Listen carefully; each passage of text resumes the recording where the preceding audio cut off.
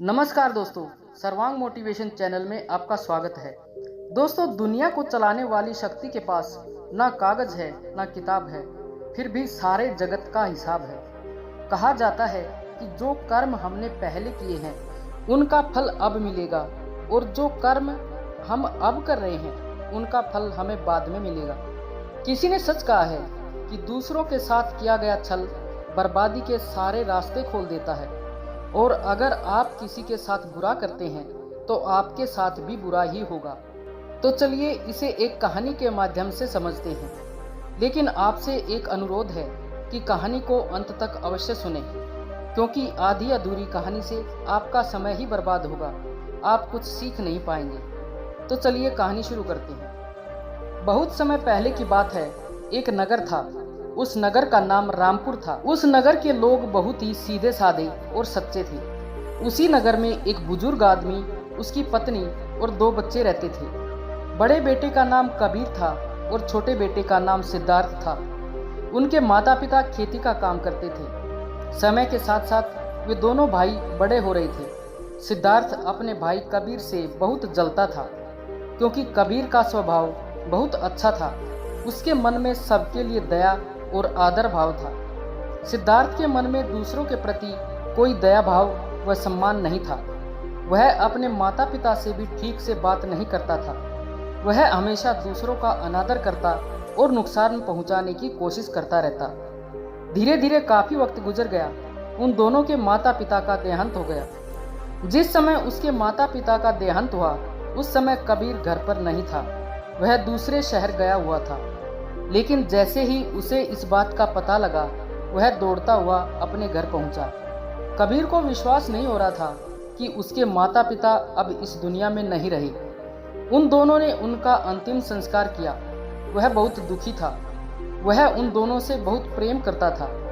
कबीर ने गांव वालों को भोजन पर आमंत्रित किया और ब्राह्मणों को दान दक्षिणा देकर विदा किया। अब सिद्धार्थ और कबीर दोनों घर पर अकेले रहते थे। धीरे धीरे वक्त गुजरता गया।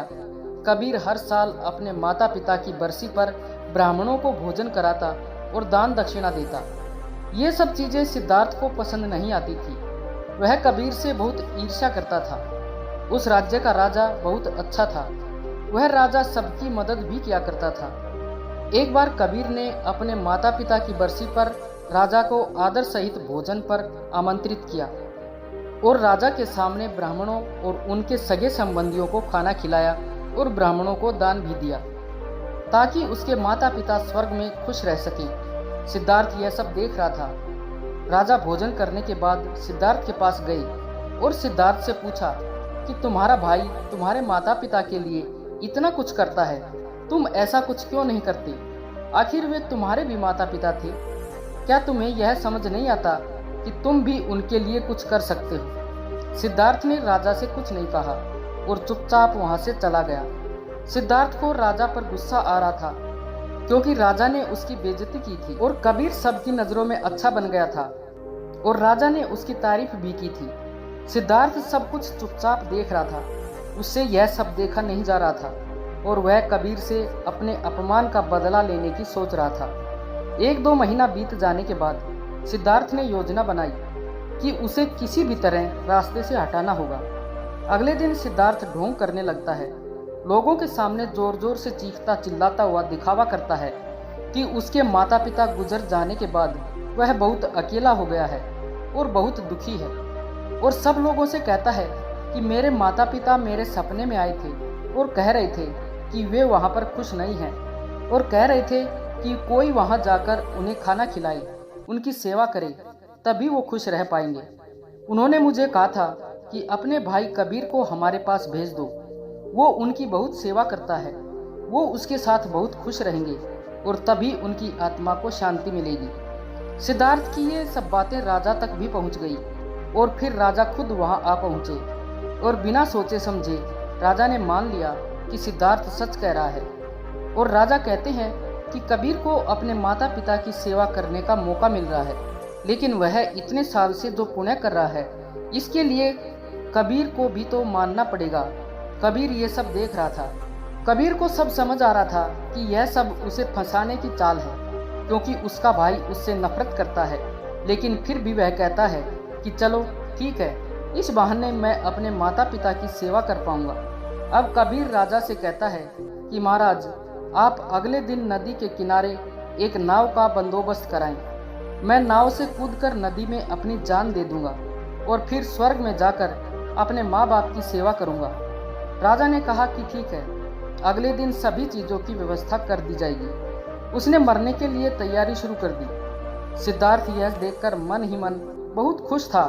अगले दिन कबीर ने जैसा राजा से कहा था वैसा ही बंदोबस्त कर दिया। राजा और सारे गांव वाले भी वहां आ गए थे।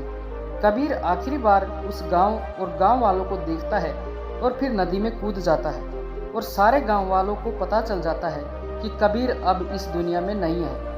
अब वह स्वर्ग में चला गया है अपने माता पिता की सेवा करने के लिए। सिद्धार्थ बहुत खुश था कि उसका इकलौता भाई अब इस दुनिया में नहीं रहा।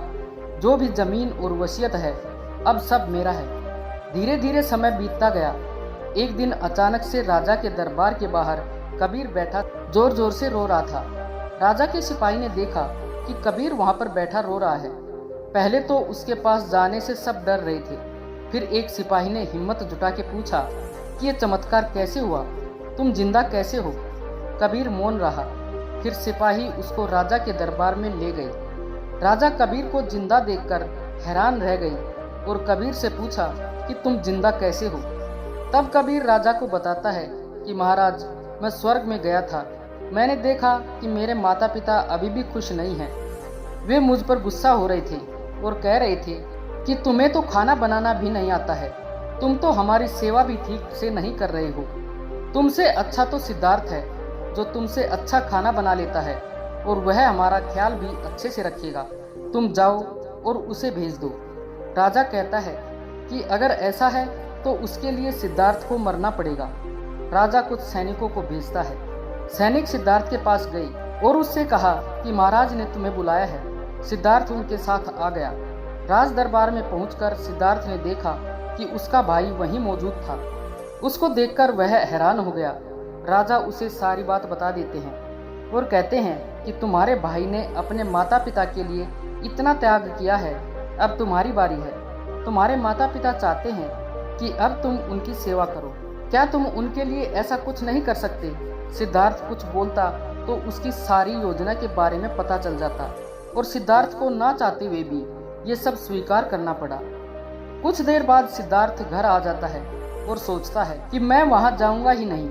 अगर मैं वहां गया तो लोग सच में मुझे मार ही देंगे।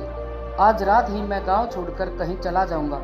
दूसरी तरफ कबीर ने राजा को सारा सच बता दिया कि वह मरने से कैसे बचा था।